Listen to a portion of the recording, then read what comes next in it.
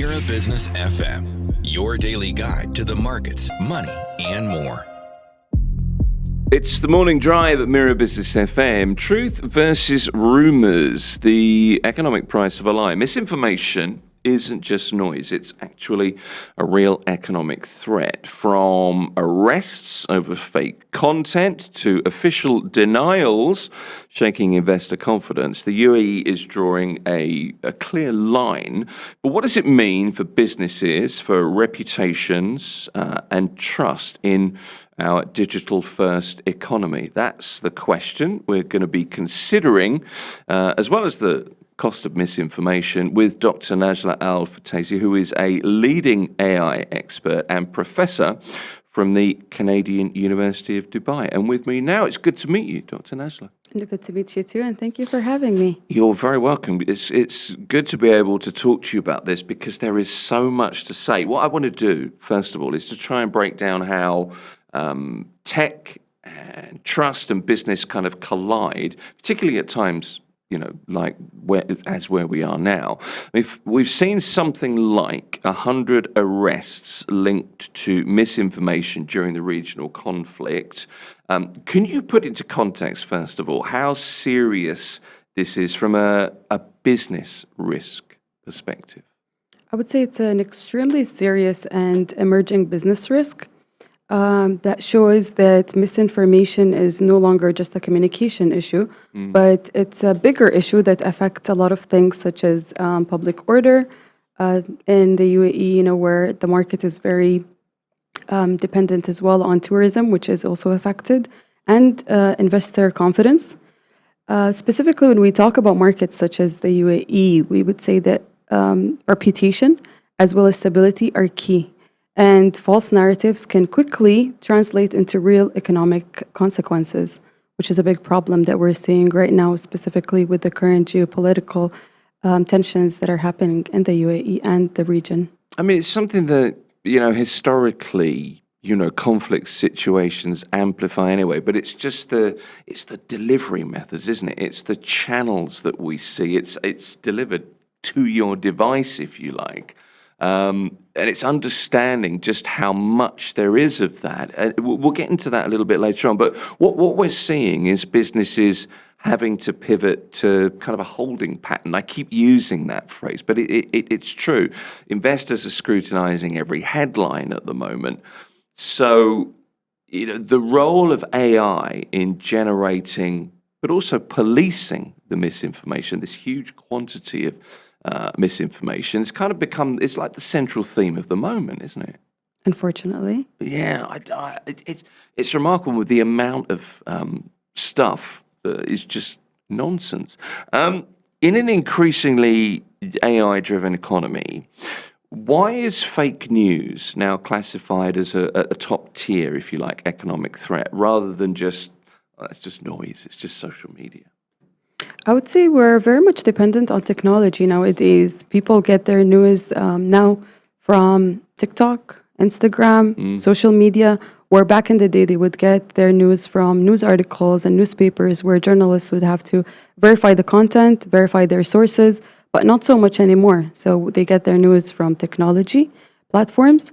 And then we have artificial intelligence that makes it very easy for people to fake any type of news. So the barriers to create false information are very low. So we've got deep fakes where it's easy for anyone in the public to generate fake videos, fake images, false narratives, and it can easily spread. It spreads as fast as the platform. So people from different parts of the world would be able to get that information, false information that is, from wherever they are. So it doesn't mean that false information spreading, let's say, in the UAE would not be able to get to people in other continents as well. So it's easily spreadable. And it's the speed of it, isn't it, as well? The authorities would contend that false content can stir public opinion and can spread rumours. And as you point out, the sources of those are either there is no source or they're dubious anyway. But that can really impact markets and consumer behaviour immediately.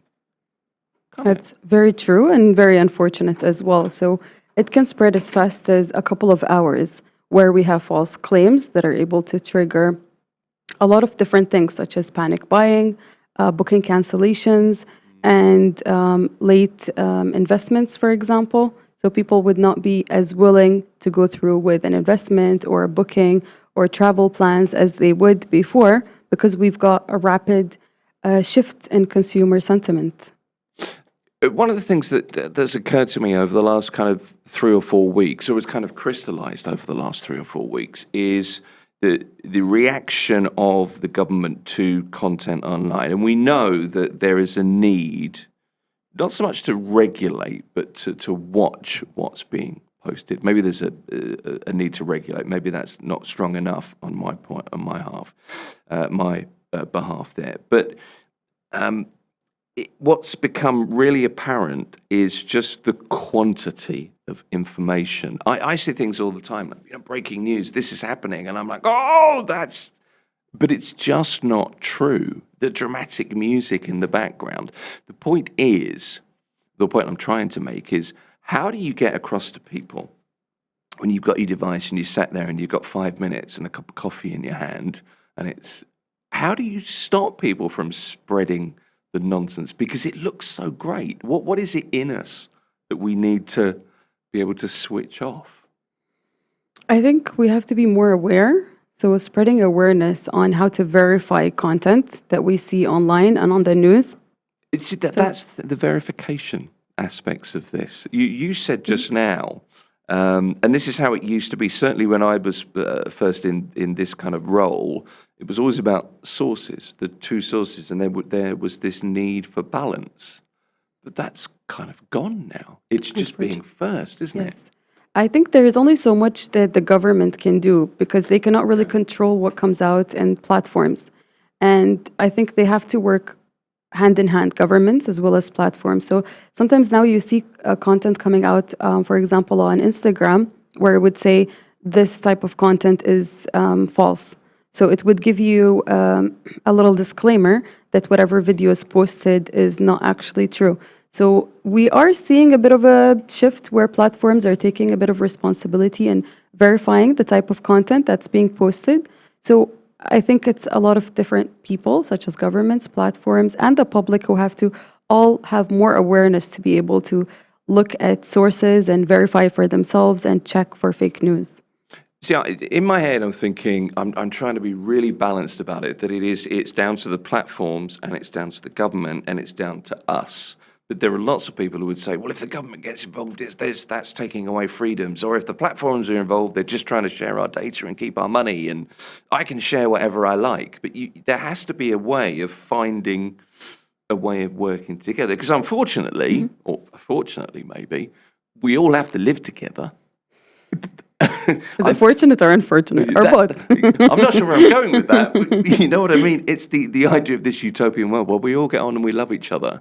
But it has to happen at some point, because it goes too far in the wrong direction, I think, is my point I'm trying to make, to back up what you said earlier. One thing that we know is that the UAE has drawn a really clear line. I said this just now, but its update to the anti-rumour laws, for example. From an AI perspective, how difficult is it for the authorities to trace the origin of a synthetic rumour, an online rumour, once it goes viral on platforms? Because platforms are encrypted, so it's very hard to find the source, I'm guessing. Or can you? It's not too hard for a government such as the UAE. Oh, okay. So what can you tell me about that without having to shoot me, as it were? Well, there are a lot of different departments within the government for cybersecurity, so they're very easily able to trace back whatever type of content, where it comes from, and verify whether it's true and who's the person who actually initiated that type of post, for example. So it's not too difficult for our government here. Okay. That's kind of good to know, I think. At the moment, governments have had to step in. They've had to deny claims. You mentioned this just now about restrictions on investments or investor funds, for example. What does that say to the rest of us about how misinformation can directly hit economic confidence, consumer confidence? It's pretty easily happening, and we are seeing that happen today, where investors are losing confidence in markets, where they would not like to put their money where they see a market that seems to be volatile. But one thing to keep in mind, if we're specifically talking about the UAE, it's a very resilient country, and specifically Dubai as well. It's very resilient. So even though they were having a lot of tensions, geopolitical ones, there's conflict in the area, it will come back. It will have a big comeback. I don't mean to make light of this, but I keep looking out of the window because I'm aware that there's another thunderstorm. That's what's bothering me today. The rain? The rain, because I know I'm going to get home and there's going to be a flood in the living room. I'm worried that there might be, but Still going to be nice. No, well, who knows? But that's kind of it. We know that, we understand the resilience. The problem for all of us is, look, we all carry a really powerful computer in our pockets in this form, this kind of slab of form, pretty much all the time these days. For most of us, in the morning, what's the first thing we do? If we're really honest, we probably check our phone before the coffee in the morning these days. From an AI standpoint, from your experience standpoint, how much of this misinformation problem is amplified just by the fact that this is where we turn to first in the morning? It's very much amplified by AI, particularly, because it's very easy to create fake videos, images, and anyone can do it from the comfort of your own home. Before, it would be more experts and researchers who are able to create deep fakes. But now we have a lot of different platforms, as simple as an app that you download on your phone and create a fake video. And people get, and very unfortunate that they get a joy out of it, creating fake videos, spreading false news, and causing havoc, I guess, within the public. And it makes it very difficult for the naked eye and the public generally to be able to distinguish between real and fabricated content. How do you distinguish? Or I mean, that line is increasingly blurred, isn't it, between the real and the not real? Is it just, do governments need to just be enhancing public awareness? Is it advertising? Is it parental? Should parents be, training their children more? Is it something that schools should be doing, universities should be doing? Or is it our responsibility? I don't know where that starts. I think it's everyone's responsibility. A lot of people just put the responsibility on the government, saying it's their job to protect us. But it's, like you said, it's parents' jobs to raise awareness within their household. It's also universities' jobs to let students know how to verify fake news, for example. So I teach at the Canadian University, and this is one of the things that we do talk about constantly, me and the students, where they have to verify content that they're seeing online. They shouldn't be very trusting of anything that's out there. I let them know that artificial intelligence is a very powerful tool, but has to be used very responsibly and ethically. So we do focus very much at the university on ethical uses of artificial intelligence. We teach students how to use it, but also let them know that they have to be very aware of the negatives at the same time as they are aware of the positives. So I would, in a nutshell, it's everyone's job.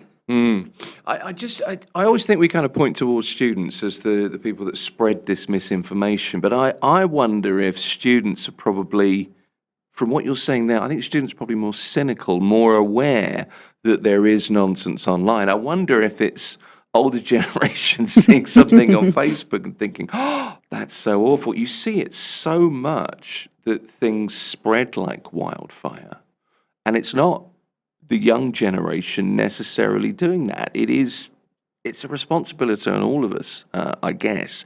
Let me ask you a little bit, Dr. Najla, about businesses in the UAE, how you feel they're prepared when it comes to dealing with reputational damage from this kind of viral information that we see.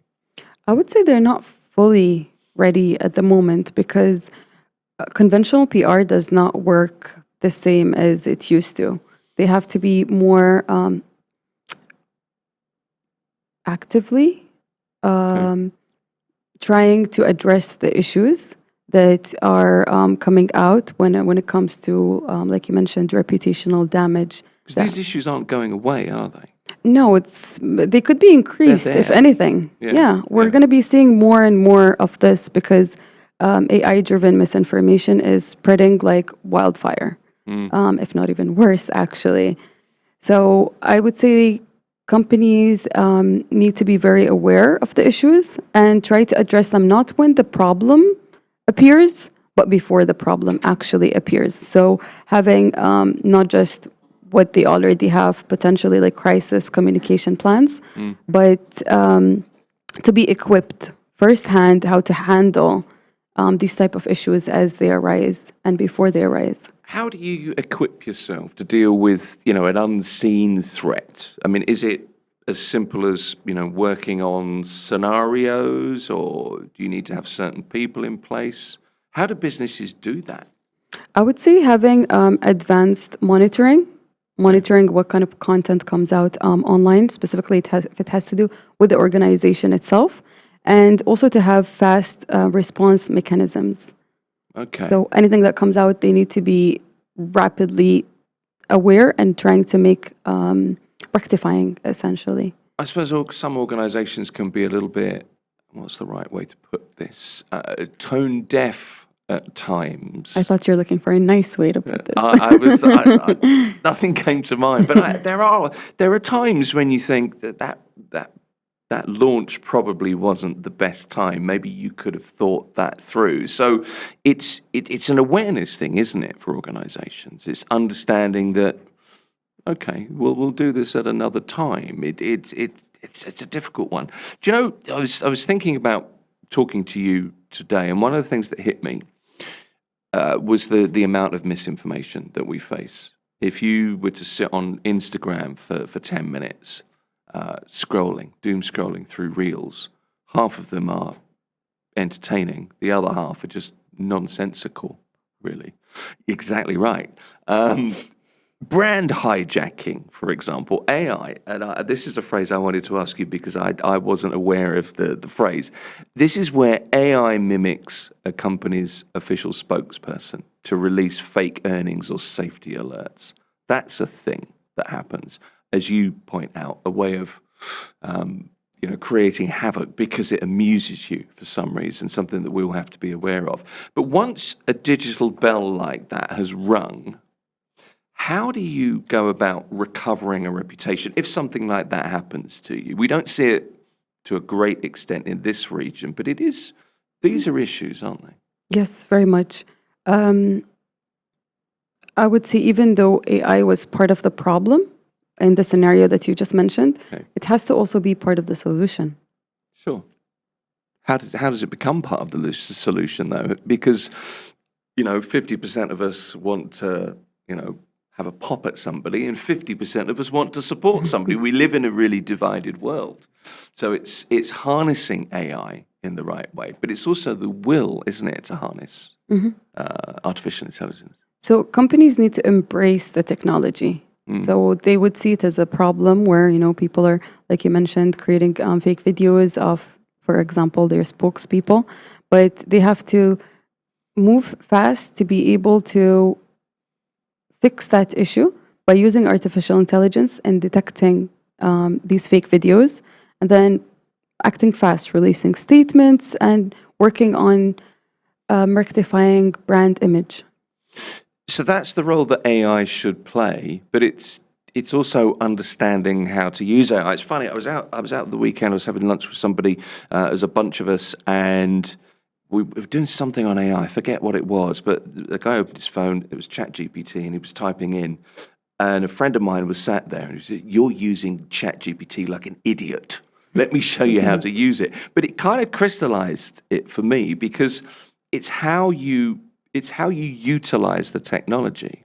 And these are the things that we're seeing online all the time at the moment. You should be AI certified for your LinkedIn profile and all of this stuff. But it is as simple as understanding how to use AI to your ends, hopefully positive ends, isn't it? But that's what we've got to be teaching people, because there should be an inbuilt kind of not complete trust mechanism, because AI can be wrong. Very much can be very wrong. Yeah. We are seeing now where in the UAE, kids as young as in elementary school have to have compulsory courses where they have to study artificial intelligence in classes. Okay. I was sitting with my cousin this weekend. She's about 8 years old, and she was asking, like, what do you? She thought I'm a real doctor, like medical doctor, and I was telling her, you are a real doctor. You're just not a medical doctor. I told her not that type of doctor. It's an AI doctor. I think she thinks I'm a fake doctor. Oh, there you go. I'll go with that. And she said, I know everything I need to know about AI. And the way she sees it is that they're taking these courses in school. Of course, it's not enough for an 8-year-old to know everything about AI. For sure. But they're starting them early. And I think that would be part of the solution, teaching people as young as 8 or even younger how to use artificial intelligence, because they are using ChatGPT. They are having conversations with these type of platforms, but letting them know how to use it and also making them very much aware, even though it might be a little bit difficult to teach as young as 7 years old, AI hallucinations, where do not take everything that it says as holy grail. Well, exactly right. And but there's an element, isn't there, of understanding that AI at the moment is a little bit like being a researcher.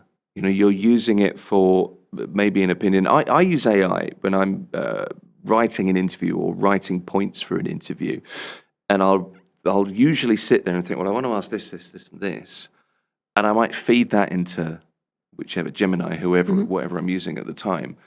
Have I missed anything? And very often it will come up with a couple of things like, oh, that's an interesting point. I should put that forward.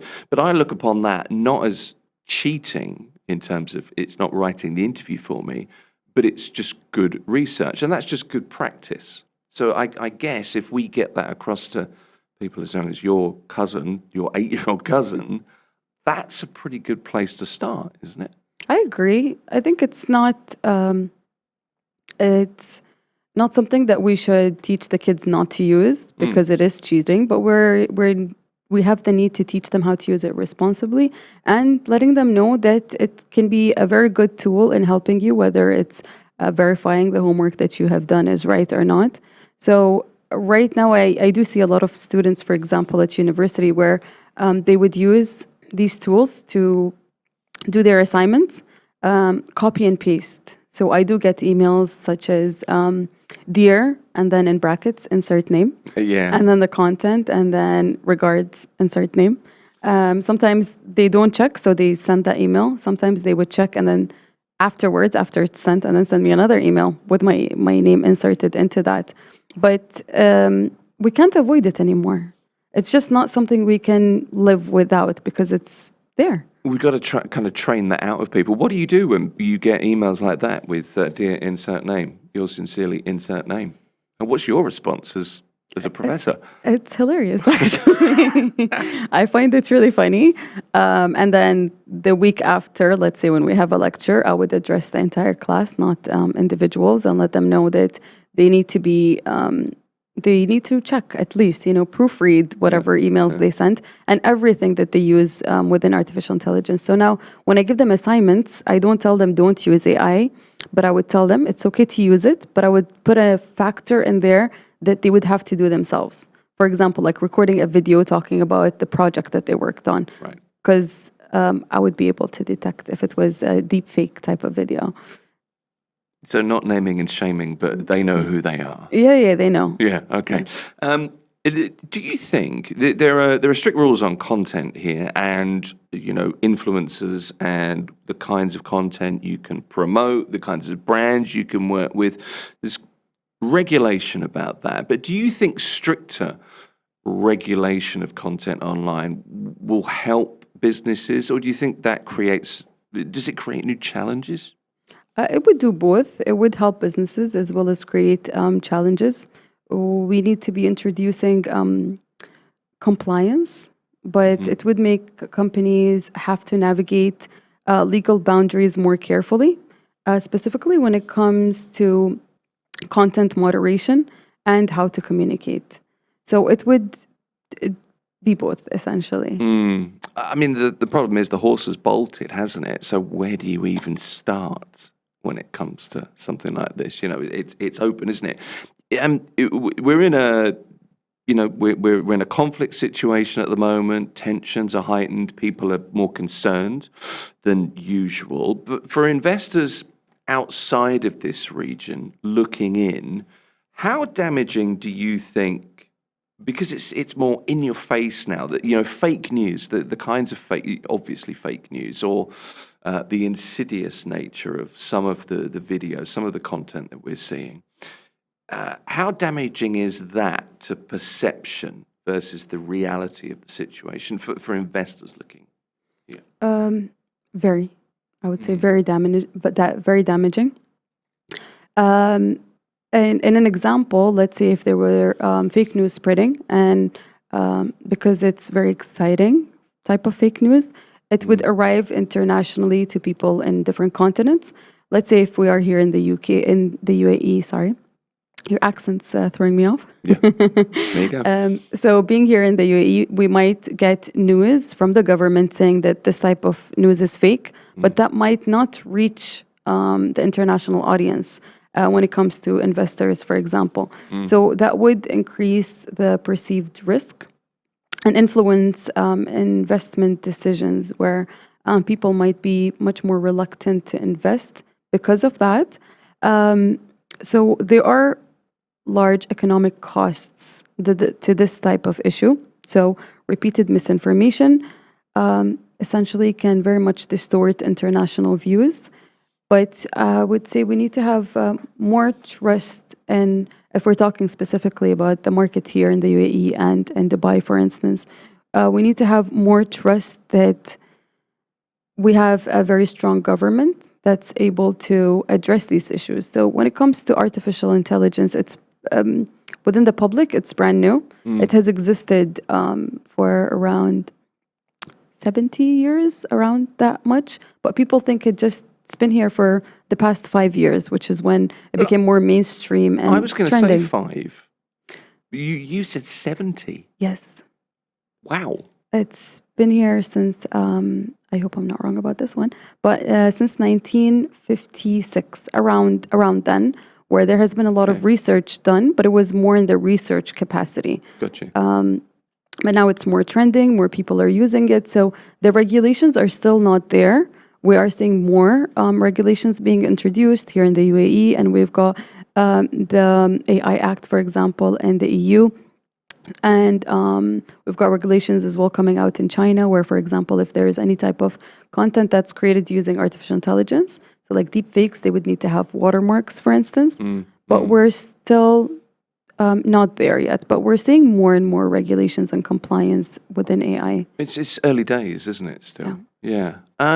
What kinds of practical steps can business leaders take to safeguard trust, both within organizations, but also with, you know, customers, people outside of the organization? We would have to take steps in both. So internally, organizations need to let their employees know that they shouldn't be sharing any type of unverified content.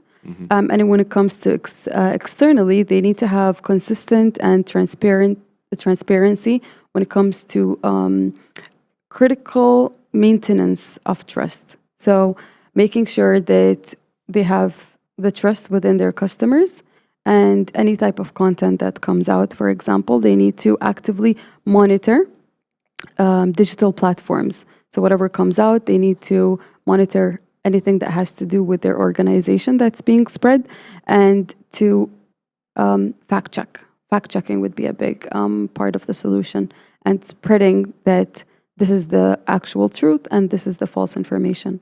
The actual truth. Isn't it amazing we have to apply actual to truth? You know, that's a The change. lines are blurred nowadays. They really are blurred.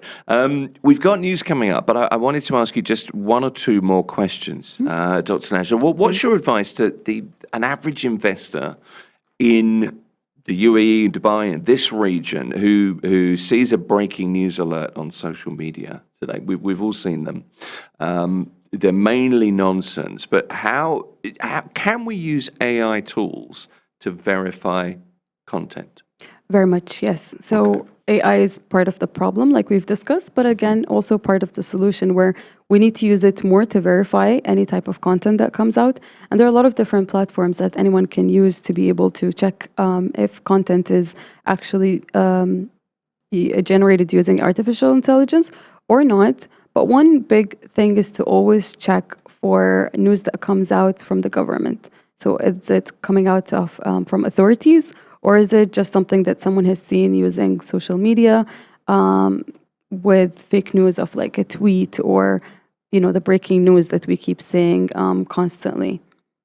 So verifying. Okay. So the general rule is don't just blindly trust social media. Yes. Be a little bit, Get your news from different sources. If you're using social media, then it's not enough. You need to look at social media. You need to look at if you see something there.